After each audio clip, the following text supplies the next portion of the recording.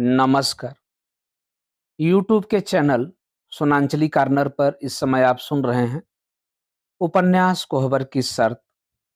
उपन्यास कोहबर की शर्त के पिछले वाचन में आप खंड 3 के भाग 5 तक का वाचन सुन चुके हैं। अब लीजिए सुनिए उपन्यास कोहबर की शर्त के खंड 3 के भाग 6 का वाचन। और तब से चंदन पश्चिम की बारी में अक्सर चक्कर लगाने लगा। जब भी वह इधर आता, बाला किसी न किसी बहाने उससे मिल ही जाती। राह चलते भी दो चार बातें बोल देती। पहली बार गांव के लड़कों में उसने चंदन से बोलना शुरू किया। सावन बीत रहा था। इस साल बाढ़ नहीं आई तो गांव के लोगों में अपार खुशी भरी हुई थी। जनेरा जुनहरी के खेत सरेह में लहलहा रहे थे। पश्चिम की बारी के ठीक उत्तर बगीचे के कोने पर चंदन के कई खेत थे।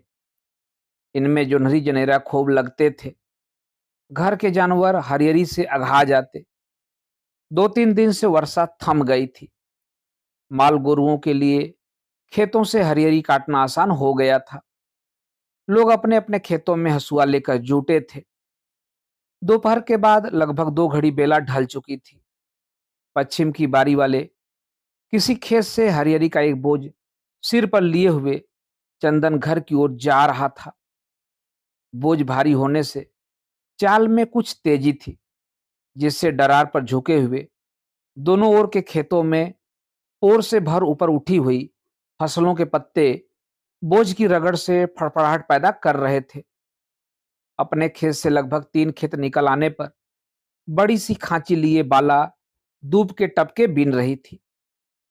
किसी के डरार पर बैठे रहने पर भी बगल से कतरा कर निकला जा सकता था, किंतु बाला ने अपनी बगल में दूब से भरी हुई खांची रख दी थी। सिर पर बोझ वाले आदमी के लिए खांची लांग कर आगे निकल जाना संभव न था। दुल की चाल में चलते हुए चंदन ने 10 कदम पहले से ही आवाज लगाई, कौन है रे? किंतु उस पुकार का कोई असर नहीं हुआ। बाला ने घूमकर पीछे की ओर ताका तक नहीं। चंदन बढ़ते हुए आवाजें लगाता गया, किंतु बाला टस से मस न हुई और पहले की तरह खुरपी से घास छिलती रही। पास पहुंचकर चंदन रुक गया। डरार पर ही टपके बिनने थे और मिलते ही कहाँ हैं? नहीं मिलते तो राह रोक के बैठ जाओगी? तुम्हारी राह कौन रोक सकता है? मर्द बच्चा हो, खांची लांग के निकल जाते। कपार पर बोझा, राह में खांची लांगता फिरूं, तब तो हो गया। तुमसे तो बतियाते भी डर लगता है। डर लगता है तो खेतों के बीच टपके बिनने क्यों आ गई? सुनो, बाला ने धीमे स्वर में कहा। सुनो क्या? सिर पर का बोझा नहीं देखती? बस इतने में ही कांपने लगे? भारी लगता है तो दो द्वार पर पटक आऊं? खड़े होकर उसने चंदन के बोझ पर दोनों हाथ फैला दिए। रहने दे, रहने दे। दाएं हाथ से चंदन ने बाला का दाहिना कंधा पकड़कर उसे अलग हटाते हुए कहा, हटो, राह छोड़ो। नहीं, पहले एक बात बता दो। क्या है? जल्दी पूछ। सब खेतों में मचान गड़ गई, तुम्हारे खेतों में नहीं गड़ेगी क्या? जनेरा का खेत तो इस तरफ एक ही है, एक खेत के लिए क्या मचान गाड़े? मैं तो पूरब खेतों में अगोरने जाता हूँ। 5 खेत सटे हुए हैं, एक ही आदमी से काम चल जाता है। अब तो बालें लगने लगी। उधर तो बानर सियार पहुंचते नहीं, लेकिन यहाँ तो सत्यानाश कर देते हैं। फिर थोड़ा सा मुस्कुराकर बोली, मचान तो गाड़ दो, मैं ही रात को अगोर दिया करूंगी। तुझको तो खुद ही अगोरा जाता है, तू खेत अगोरेगी? चंदन ने मुस्कुराकर कहा। बाला कुछ लजाकर बोली, मचान गाड़ के देख लो। एक बार बाला की ओर चंदन ने भेद भरी दृष्टि से देखा, फिर दाहिने पैर से आगे डडार पर पड़ी खांची बगल में सरका कर आगे निकल गया। थोड़ी देर बाद बाला भी आधी खांची घास लेकर लौट आई। महतारी ने पूछा, आज किधर निकल गई रे? यही बगल में डरार पर तो थे, बस आधी खांची हिलाई। धरती अभी बहुत नरम है, घास के साथ माटी निकलती है और खांची भैंस के आगे पटक कर वह मड़ई में घुस गई। यह था उपन्यास कोहबर की शर्त के खंड 3 के भाग 6 का वाचन। अब लीजिए सुनिए खंड 3 के भाग 7 का वाचन। चंदन का मन खेती में लगा। बाढ़ न आने से जनेरा के खेतों में दोहरी तिहरी बालें लगने लगीं, तो मन में नए सिरे से उल्लास भरने लगा। गांव के चारों ओर के जनेरा के खेत दिन में एक बार वह घूमकर देख आता। पश्चिम की बारी वाले खेत की फसल अच्छी थी। ऊंचे पुष्ट पौधों में दूसरे खेतों की अपेक्षा बालें लंबी लग रही थी। चंदन ने ओंकार से इस खेत में भी मचान गाड़ने की बात चलाई। खेत के मामले में ओंकार पूरी तरह चंदन की बात मानता। कौन खेत बोया जाएगा, कौन परती रहेगा, किस खेत में क्या बोया जाएगा, यह चंदन के मन की बात थी। किंतु हर काम में चंदन बड़े भाई की राय जरूर पूछ लेता। पश्चिम की बारी में मचान गाड़ने के लिए भी उसने ओंकार से पूछ लिया। मचान गड़ गई। जनेरा के घने खेत के बीच में चौड़े फूस की छाज वाली ऊंची मचान चढ़ते समय मचर मचर करती थी। दोनों ओर की फूस की ओरियानियों को काफी नीचे तक लटका दिया था कि पानी की बौछार मचान पर सोए हुए को भिगो न सके। रात को खा पी कर चंदन उसी मचान पर चढ़ आया। पछुआ धीरे धीरे जोड़ पकड़ रही थी। आसमान में काले बादलों का बोझ सरहे पर झुकता जा रहा था। डेढ़ डेढ़ पोर से ऊंची जनेरा जुनहरी की तनी हुई फसल को भादों की उस घनी अंधियारी रात में पछुआ झकझोरने लगी। रात के सूनेपन को भेदने वाली पौधों की सरसराहट बढ़ने लगी, तो चंदन सिरहाने की चादर ओढ़कर बैठ गया। देह में बड़ी बेचैनी सी थी। तेज हवा के झोंके रह रहकर मचान को हिला देते, तो लगती हुई नींद उचट जाती। चंदन जोर जोर से सियारों को हुलकारने लगा। रात का सूनापन बढ़ता जा रहा था। एक और 2-3 बीघे पर लंबी चौड़ी पश्चिम की बारी, दूसरी ओर 20-25 बीघे पर नदी। पालानी में से पास वाली मठिया की लालटेन की रोशनी साफ दिखाई देती थी। मौनी बाबा नियम से रात को 11 बजे सोते थे। चंदन थोड़ी देर तक सियार और जानवरों को हुलकारता रहा। मन हुआ कि दूसरे खेत के मचान पर सोए, राम रतन को आवाज दे, लेकिन वह 4-5 खेत के बाद था। फिर पछुआ की सरसराहट में सुनाई ही कहां पड़ता था। थोड़ी देर बाद चंदन ने फिर एक बार मठिया की ओर ताका, तो मौनी बाबा की लालटेन बुझ गई थी। वह मचान पर लुढ़क गया। चादर को पैर और सिर के नीचे अच्छी तरह दबाकर ओढ़ लिया। जनेरा के पत्तों पर टपटपाहट होने लगी, तो समझ लिया कि पानी शुरू हो गया। सोए सोए मचान के बाहर हाथ निकाला, तो पानी की बड़ी बड़ी बूंदों से हथेली में जैसे चोट लगने लगी। एकाएक मचान मचमचाने लगी। चंदन अंधकार में ही नीचे देखने की कोशिश करने लगा। दिखाई तो कुछ नहीं पड़ा, लेकिन मचान का हिलना बढ़ता गया। कौन है? चंदन ने कड़े स्वर में पूछा। कहीं कोई आहट न मिली। चंदन करवट लेकर लेट गया। बूंदों के टपके बंद होकर पानी की बौछार शुरू हो गई। मचान फिर हिलने लगी। करवट लेते चंदन ने ही झुककर देखा। सफेद साड़ी पहने कोई औरत मचान पर चढ़ रही थी। चंदन पल भर को कांप कर बोला, कौन है रे? बाप रे बाप, एकदम सुन्न हो गया क्या? कब से मचान हिला रही हूं। ये नहीं होता कि तनी नीचे उतर के देखते। यही खेत है गोरने चले हो? कहती हुई बाला ऊपर चढ़ आई। अरे तुम यहां क्या करने आई हो? पानी और तेज हो गया। बगल से पानी की बौछार भीतर आने लगी, तो बाला चंदन के पास और सरक गई। भीतर से दोनों किनारों में बंधे हुए टाट के पर्दों को चंदन ने गिरा दिया।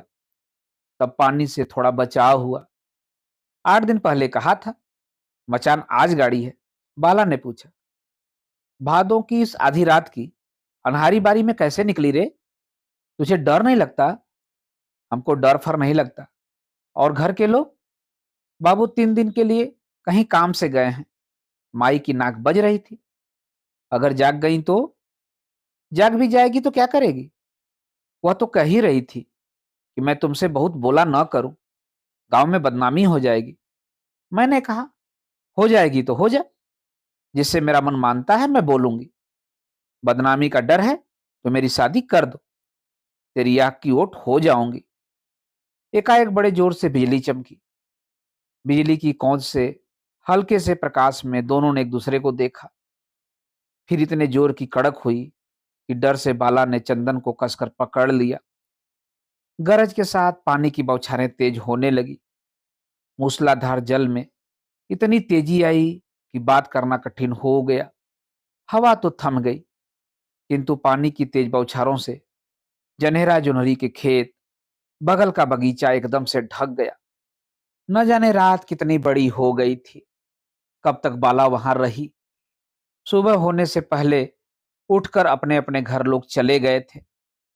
नींद खुली तो मौसम कुछ साफ हो गया था। पानी के उमड़े हुए बादल तो नहीं थे, लेकिन हल्की हल्की झिसी पड़ रही थी। मचान पर बैठे बैठे ही उसने चारों ओर सरेह में नजर दौड़ाई। जोनहरी जनेरा के और अरहर के पौधे रात के पानी की मार से जैसे पस्त होकर झुक गए थे। करीब करीब सभी खेतों में पानी भर गया था। नीचे पैर लटकाकर चंदन चचर पर कुछ देर बैठा रहा। रात की बरसात मन में सिहरन भर देती थी। पोर पोर ढीले पड़ गए थे, रग रग की जकड़ खुल गई थी, किंतु देह में सुस्ती और नींद न आने से आंखों में कड़वाहट भरी हुई थी। जी चाहा फिर लेट जाए, लेकिन माल गोरुओं को नाद से लगाने की देरी हो रही थी। दरी, लाठी और ओढ़ने वाली चादर कंधे पर रख धीरे धीरे नीचे उतर गया। डरार पानी में डूब गए थे। निर्मल जल में डरार के ऊपर उठी हुई दूबों को रौंदता हुआ चंदन दुआर की ओर चला। बारी के बीच से बाला की मड़ई से सटकर राह गई थी। मड़ई के पास पहुंचा तो अनायास सी निगाह घूम गई। बाला नाद पर लगी भैंस को कुट्टी डाल रही थी। चंदन से देखा देखी हुई तो बाला के मुंह पर गुलाबी हंसी बिखर गई। चंदन फिर आगे बढ़ गया।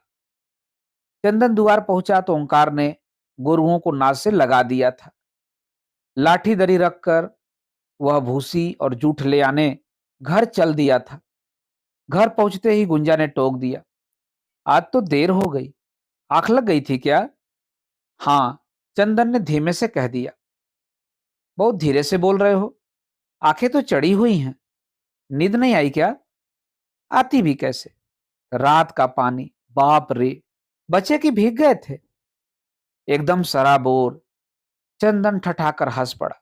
लाओ भूसी दाना दो, हाथ मुंह धो के अभी द्वार से पलटता हूं, बड़ी भूख लगी है, कोई बढ़िया चीज बना के रखे रहना। दाना भूसी देती हुई गुंजा उसका मुंह निहारती रही। ब्याह के बाद आज पहली बार वह खुलकर बोला था, अपने की तरह आत्मीयता दिखाकर। चंदन दूध लेकर लौटा तो जलपान तैयार था। मोटे मोटे घी में तले हुए 4 लिट्टी और बड़ी सी गुड़ की एक भेली फोड़कर थाली में फैलाकर गुंजा ने चंदन के आगे सरका दी। चंदन खाने लगा। गुंजा ने सारा दूध ओटने के लिए कड़ाही में डाल दिया। चारों लिट्टियां खाकर जब कटोरे भर गर्म दूध पेट में उतर गया तो पीछे के खंभे से पीठ टिकाकर चंदन बोला, अब जाके देह में जान आई है। क्यों, आज क्या बात है? अब तक बेजान कैसे हो गए थे? देह ही तो है, डूबती उतराती रहती है। गुंजा के मुंह को ध्यान से देखते हुए चंदन बोला। चंदन की इस चितवन में गुंजा ने कुछ नयापन पाया, कोई भेद भरी दृष्टि। एक अजीब से जिज्ञासु भाव से वह चंदन को देखती हुई बोली, आज क्या बात है? कुछ नहीं, तुमने पूछा तो वैसे ही कह दिया। सकल पदारथ यही जग माही, कर्महीन नर पावत नहीं।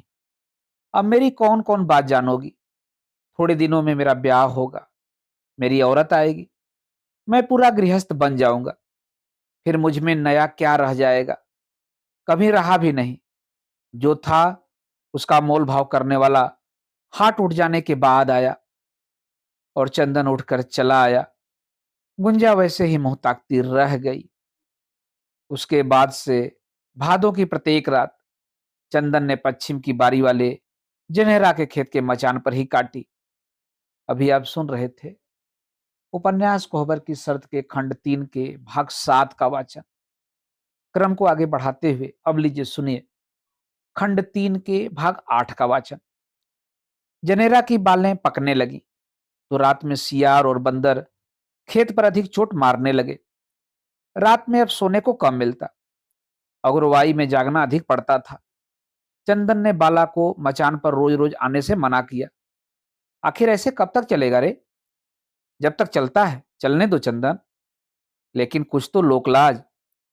लोकलाज तुम अपनी देखो चंदन, अपनी चिंता मुझको है। मैं तो जब तक खेत नहीं करता मचान पर आऊंगा ही, लेकिन तुझे अपने महतारी बाप का डर। हाँ, बाला मुंह बिचका कर बोली, ये मेरा बाप नहीं है चंदन, और मैं इसको अपनी महतारी ही मानती हूं। क्या? हाँ, इस आदमी की खातिर इस औरत ने मेरे बाप को जहर दे दिया था। इसकी कोख से जन्म लिया तो बाप के बाद मैं बेसहारा जाती कहाँ। बहुत नहीं, 7-8 साल की बात है। फिर ऐसे लोगों से मैं डरूं जो मेरे मन को भाता है, चाहे जैसे हो पा लेती हूं। दुनिया में कौन किसका होता है, सबको अपने अपने भाग के हिसाब से नाचना पड़ता है। आज 3 साल से तुमको देख रही हूं, लेकिन तुम्हें तो गुंजा के अलावा दुनिया में कुछ दिखाई ही नहीं देता था। आखिर क्या मिला तुमको चंदन? जिसकी चीज थी उसके पास गई और तुम टुकुर टुकुर ताकते ही रह गए। जरूरत से अधिक मुंह बंद रखने से यही होता है। लेकिन ऐसे कब तक चलेगा? चंदन ने पूछा। जब तक चलता है चलेगा। जब तक तुम्हारा ब्याह नहीं होगा बलिहार में रहूंगी। ब्याह कर लोगे तो मैं भी किसी का हाथ पकड़कर कहीं बस जाऊंगी। माई तो इसी साल के लिए कहती थी, लेकिन मैंने कह दिया कि जब तक मैं हां ना करूं कहीं बात मत देना। चक्कर तो अच्छे अच्छे नेटुओं के बेटे मारते हैं चंदन, लेकिन पहले जन्म का इतना लगाव तुम्हारे साथ था, सो बाला कहां जाती। चाहकर भी चंदन बाला से मिलना जुलना रोक न पाया। यद्यपि इस मिलने जुलने में दोनों बेहद सावधानी बरतते, किंतु बात ओंकार की कान तक पहुंच ही गई। 2-4 दिन तक ओंकार पतियाता रहा। उसके बाद बहुत सोच समझकर उसने गुंजा के आगे बात चलाई। गुंजा को कोई विशेष अचरज न हुआ और न उत्तर में वह ओंकार से कुछ बोली ही। तो ओंकार बोला, कुछ कहती नहीं हो? मेरे कहने न कहने से क्या होगा? घर के मालिक तुम हो, हानि लाभ तुम सोचो। जैसे तुम मर्द बच्चा हो वैसे ही तो वह भी है।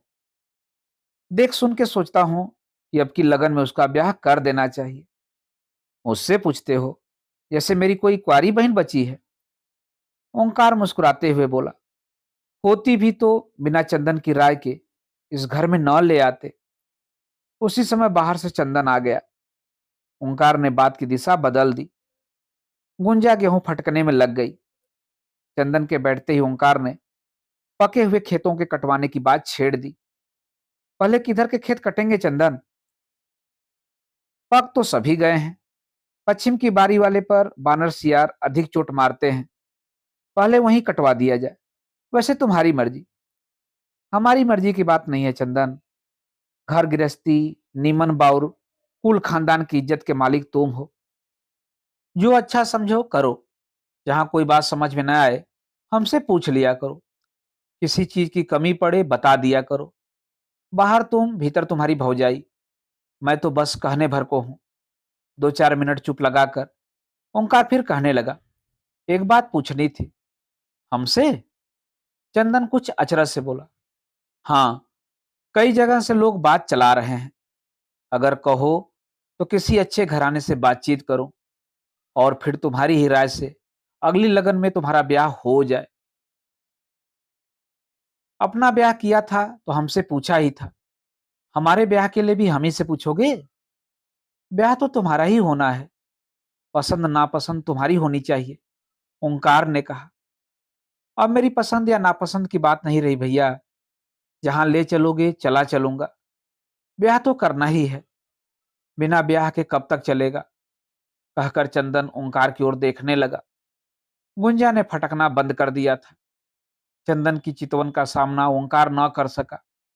ओंकार बातचीत के सिलसिले में बाला के संबंधों को इशारा करना चाहता था, किंतु छोटे भाई की करुणा के आगे वह स्वयं ही चित हो गया। जो कुछ हमसे हुआ चंदन, ओंकार कहने लगा, अनजाने में हुआ, यह भी मैं पूरी तरह नहीं कह सकता, लेकिन क्या करूं, जो हो गया सो हो गया। मन में उसी एक बात का दुख लिए रहोगे तो आगे के दिन कैसे कटेंगे। तुम दोनों मुझसे छोटे हो, लेकिन पीछे का भूल विसार के यदि खुश मन से नहीं रहोगे तो मेरे मन की कसक कभी दूर न होगी। अब भी तुम ही हो, मेरे बाद भी तुम्हें ही संभालना है, लेकिन हमारे या तुम्हारे कारण वंश की प्रतिष्ठा पर कोई अंगुली उठावे, यह न तुम सहोगे न मैं सहूंगा। मर्यादा बड़ी कठिनाई से मिलती है, जाते तो देर नहीं लगती।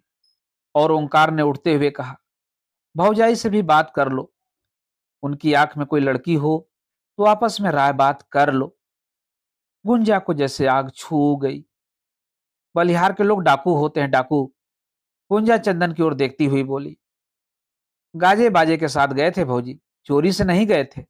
चंदन हंसने लगा। ओंकार भी उसी रौ में बाहर निकल गया। ओंकार के निकलने के बाद घर का वातावरण और भी सरल हो गया। गेहूं फटकना बंद कर गुंजा उसकी मिट्टी बीनने लगी। बोने के लिए बीज बना रही थी, इसलिए अधिकतर आंखें आगे धरती पर फैली हुई गेहूं की राशि पर गड़ाए रखनी पड़ती थी। आंगन में बिछी हुई ईंटें उबड़ खाबड़ थी, इसलिए हाथ से गेहूं को इधर उधर करने में सावधानी रखनी पड़ती थी। आगे के गल्ले में से दोनों हाथों से गेहूं अपने पास खींचती हुई गुंजा बोली, तो आजकल किधर के खेत में सोते हो। आज तक कभी गुंजा ने उस ढंग से प्रश्न नहीं किया था। इससे चंदन थोड़ा सा सावधान हुआ और सतर्क हो शरारत भरी आंखों से गुंजा की ओर देखते हुए बोला, क्या कहा। गुंजा चंदन की ओर देखती हुई बोली, आजकल किस खेत में सोते हो। अपने राम के लिए कहीं पलंग से तो है नहीं, जहां मन किया वहीं ढरक गए। तो क्यों नहीं पलंग सेज का इंतजाम करते। इंतजाम तो हो गया है भौजाई, लेकिन सेज तो सूली पर लगी है। गुंजा चंदन का मुंह ताकने लगी। ऐसी सेज की जल्दी क्या थी। जल्दी तो मैं जानता हूं, कभी मौका आएगा तो बता दूंगा। बताओ न। जादू में इतना तेज था कि देवर बरसाती नदी नाले में डुबकी लगाने लगा। कौन कहे कि देवर के लिए आसपास गंगा जी बह रही हैं। चंदन व्यंग से बोला, वैसे गंगा जी में खड़े हुए की प्यास अगर नदी नाले के जल से ही बुझे तो क्या करें। कोई प्यासा ही मर जाए। गेहूं बिनते हुए गुंजा के हाथ एकाएक रुक गए। वह अजीब सी चितवन से चंदन को देखने लगी। उत्तर में चंदन वैसे ही देखता रहा। अगल बगल के वातावरण में अनजाने ही जैसे कुछ भरता जा रहा था। किंतु हमने सोचा था चंदन। गुंजा सामने की बडेरी की ओर देखती हुई बोली, देह तो अपने काबू में न रही, लेकिन मन तो। जिसकी देह चली जाती है उसका मन भी चला जाता है गुंजा। सब कहने की बातें हैं। जिस देह के कारण भाई भाई पर संदेह करे, उस देह के पीछे मन को बांधे रखने से बाघ बन की रक्षा कैसे होगी। जैसे तपते हुए लाल छड़ से कोई दाग दे। गुंजा तिलबिला उठी। क्या कहा। एक ही रास्ता रह गया था गुंजा, या तो मैं घर छोड़ के चला जाता, सो तुम्हें छोड़कर जाना मेरे बस की बात न थी, और यहाँ रहना था तो भैया के मन का संदेह मिटाने के लिए पश्चिम की बारी वाली मचान पर लगातार कुछ दिन तक रात के खेत अगोरने के अलावा और कोई चारा नहीं था। मैं चाहता था कि भैया इसे जान जाए, कम से कम तुम पर तो किसी प्रकार उनके मन में मैल न आवे। मेरे आगे कोई दूसरा उपाय नहीं रह गया था गुंजा। चंदन। गुंजा भीतर ही भीतर तिलमिला गई। कौन जाने। चंदन आहत हो बोला, आगे कभी और क्या क्या भोगना है, लेकिन तुम्हारा मुंह देखता हूं तो मुंह से निकलने वाली बात को कोई हाथ रख के बंद करा देता है। कभी कभी सोचता हूं कि अगर तुम्हारा ब्याह किसी और गांव में हो गया होता तो क्या होता। हारे थके याद आती है तो मन में फिर भी संतोष होता है कि भौजाई ही बन के सही इस घर में आंखों के सामने तो हो। चुप लगाकर चंदन ने सामने से दृष्टि हटाकर गुंजा की ओर देखा तो पाया कि उसकी आंखों की धारा बह रही है। आंसू गालों से ढरक कर आगे के आंचल पर टप टप गिरते जा रहे हैं और गेहूं की बिखरी राशि में आंखें गड़ाए क्षितिज में वह कहीं दूर देख रही है। और तुम चाहती हो कि मेरा ब्याह तुम्हारे गांव की सखी सरला से हो जाए। चंदन उसी टूटी रौ में कहने लगा, हमारी तुम्हारी बातें उससे छिपी नहीं हैं। कल को वह तुम्हारी देवरानी बन के आएगी, 2 दिन बाद घर की मालकिन बनना चाहेगी, खटपट होगी, बाट बखेर का सवाल उठेगा, इस आंगन में बंटवारे की दीवार खींचेगी, तब न तुम रोक पाओगी न मैं। फिर क्या होगा? तो क्या मेरे कारण ब्याह नहीं करोगे? ब्याह नहीं करूंगा तो इस घर में इस तरह कब तक रह पाऊंगा? लेकिन तुम्हारे गांव में नहीं, जवार में बहुत सी लड़कियां हैं, किसी भी गांव में मेरा ब्याह हो सकता है। गुंजा वैसे ही बडेरी की ओर ताकने लगी। चुप लगा चंदन गुंजा से कुछ सुनने की प्रतीक्षा करने लगा। 2-3 मिनट तक कोई भी नहीं बोला तो चंदन ने स्वयं ही मौन तोड़ा। कुछ बोलो। क्या बोलूं चंदन? मैं किस लायक हूं जो बोलूं? ब्याह हुआ था तो यही सोच के मन को संतोष दिया था कि किसी मनचाही लड़की को तुम्हें सौंप दूंगी, देख रेख खुद करूंगी। लेकिन जब से बाला वाली बात सुनी है तो मन में कुछ खौलने सा लगा है। लगता है मेरी धरोहर कोई लेके भाग रहा है। चंदन, न जाने कैसा लगता है। अब अंदाज लगाओ गुंजा कि तुम्हारा ब्याह जब भैया से हुआ तो मुझे कैसा लगा होगा। तब से आज तक मैं कैसे रहता आया हूं, और आज थोड़ी भूख प्यास लगी तो। नहीं नहीं चंदन, बाला से बोलने को मैं मना नहीं करती। मुर्दे की देह पर 2 मन न 4 मन, यह अपने स्वार्थ की बात थी। बहुत हुआ, मेरे कारण अधिक दुख न भोगो। उपदेश देना तो सबको आता है, लेकिन कभी कभी सोचती हूँ तो सब कुछ अपने पर ही आ पड़ता है। क्या आ पड़ता है? यही कि ये सब आखिर मेरे ही कारण तो हुआ या हो रहा है। हमारे या तुम्हारे मन के ताप को कोई और न देखेगा चंदन, लेकिन बाला से बोलने बतियाने पर सभी अंगुली उठा देंगे। कुल की लाज मर्द औरत दोनों के रखे रहती है। यह सोचती हूँ तो मन को बोध नहीं होता। तो ठीक है, तुम्हारे मन को जिससे बोध हो, आज से चंदन वही करेगा। लेकिन एकाएक नहीं गुंजा, धीरे धीरे। अब सांझ हो गई, जाता हूं, द्वार पर बहुत काम है। भैया हो न हो, कहता हुआ चंदन बाहर निकल गया। अभी आप सुन रहे थे उपन्यास कोहबर की शर्त के तीसरे खंड के भाग 8 का वाचन यूट्यूब के चैनल सोनांचली कार्नर पर। उपन्यास कोहबर की शर्त के आगे के भागों का वाचन आप यूट्यूब चैनल के सोनांचली कार्नर पर सुन सकते हैं। तो जुड़े रहिए। धन्यवाद। नमस्कार।